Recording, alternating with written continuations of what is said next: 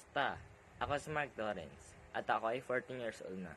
Ngayon, ako ay gagawa ng talumpati na naglalaman ng mga taong gusto kong pasalamatan at kung paano sila naging parte ng aking buhay at kung paano sila nakakatulong upang mabuhay ng maayos.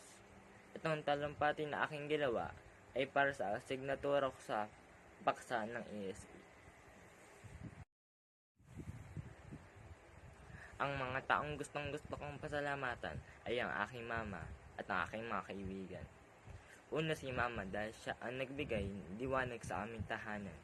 Binago niya ang mayamot at malungkot na bahay sa isang masayang tahanan. Siya ay may busilak na puso at matulungin pa. Bilang anak, tumutulong ako sa mga gawaing bahay at gumagawa ng mataktang aralin sa paaralan na maging proud at masaya si mama. Pangalawa ay ang aking mga kaibigan. Sila aking mga sandigan at takbuhan sa oras ng ng aking pangangailangan, lalo na kapag malayo tayo sa mahal natin sa buhay. Mula sa aking pagkabata, naging bahagi ng aking kamusmusan ang pagkakaroon ng mga kaibigan. Sila ang mga taong kung ituring natin ay hindi naiba at kabahagi na ng ating pamilya at mahalaga ang pagkakaroon ng mga kaibigan.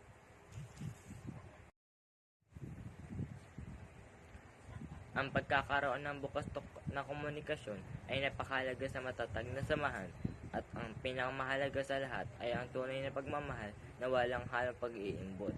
Kung gusto mong makahanap at mapalibutan ng mga mabubuting tao at tunay na mga kaibigan, magsimula ka sa sarili mo. Maging mabuti kang kaibigan sa iyong mga kaibigan.